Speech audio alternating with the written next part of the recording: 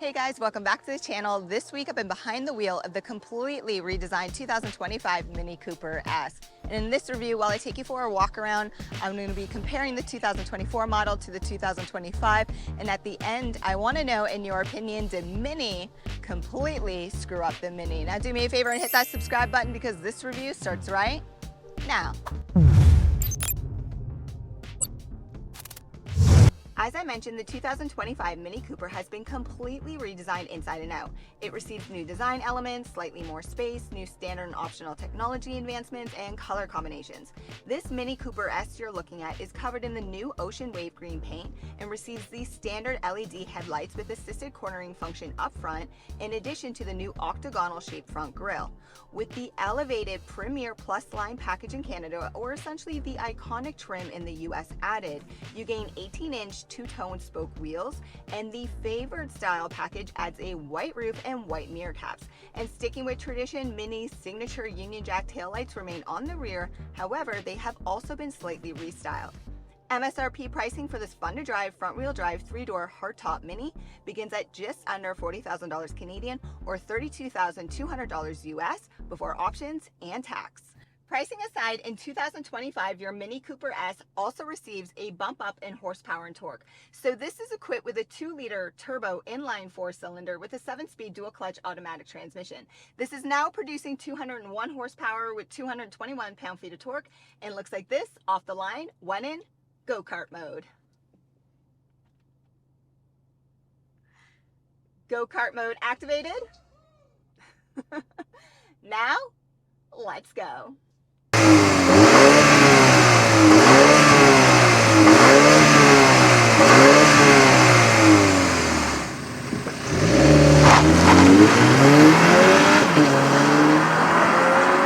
With only 221 pound-feet of torque, you would assume that your Mini Cooper S wouldn't be so impressive off the line, but it actually really is when you consider power to weight ratio. Now, when it comes to fuel efficiency, you really need to decide what type of driver you want to be.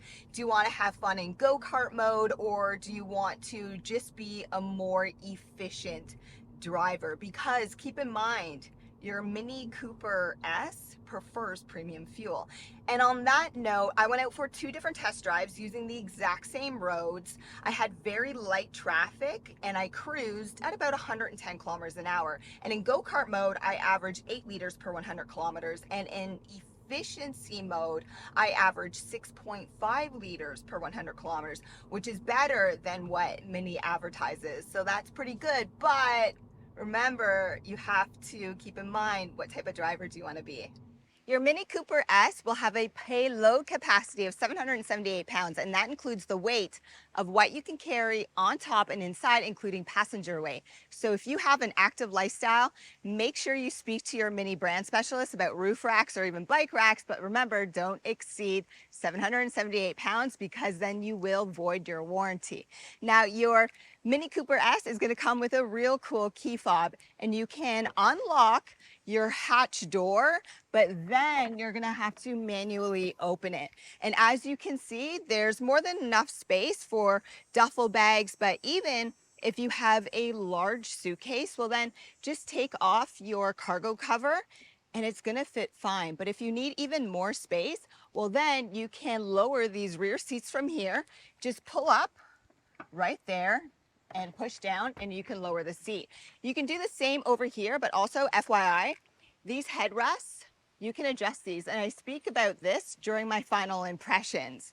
Then, if you're looking for more space, look underneath your trunk floor and you'll find your tire inflation kit. If you're new to the Mini Cooper brand, then you should know that this vehicle is considered a 2+2, meaning 2 passengers up front, 2 passengers back here. And I mean, let's be honest, it's going to get tight if you're trying to fit taller guests back here. And if you have taller guests sitting up front, well then even for shorter people like me, it's going to get tight. But if you have short people like me at 5'3" sitting up front, well, you still have about an inch of leg space, and head space is decent because the roof liner is concave. Now, things I like back here is that the dual panel sunroof is actually manual to open. It's power operated up front, but back here it's manual to open. And when I say open, I'm meaning the screen. So passengers sitting back here, you can decide how much sunlight you can let in and out. And then if you are sitting back here, you're sharing one cup or bottle holder. Additional connectivity in the form of two USB-C ports and one 12-volt port can be found up front. The majority of the updates with the 2025 Mini Cooper S is really happening inside the cabin. And keep in mind, as I take you for a quick tour before hitting the road, this is the all-new Vecine beige interior. I also have the Premier Plus package in Canada, or essentially the iconic trim in the US.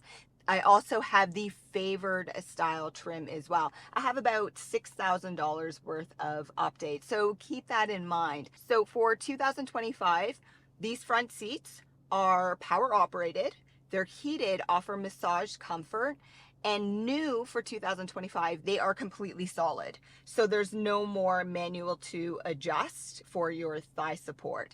Then the steering wheel as well has been redesigned. This is a sports steering wheel as well, which is part of that favored style. It's amazing. I love the grip. This is great for driving. This is also heated, and on the left-hand side, you're going to find your adaptive cruise control settings. Again, keep in mind, with the elevated package, I also receive augmented video navigation and an interior camera.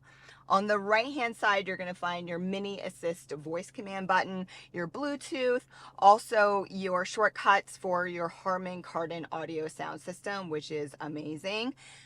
Gone for 2025 is the digital driver cluster. Instead, you have a standard heads-up display. I speak a lot about this during my final impressions, so keep watching.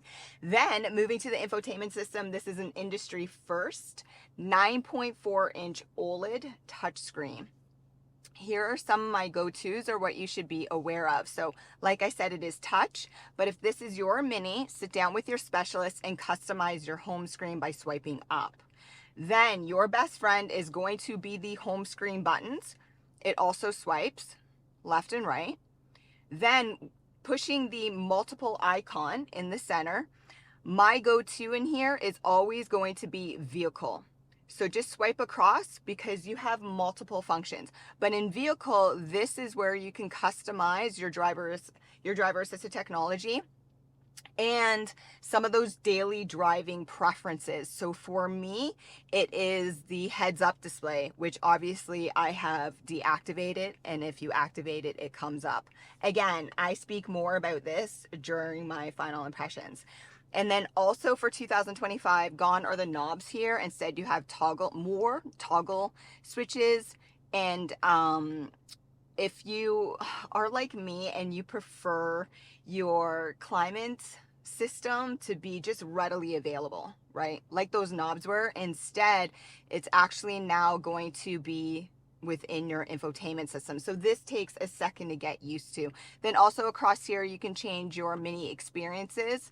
So this is just really your driving characteristics. It takes a second to activate. And then it makes funny noises as well too.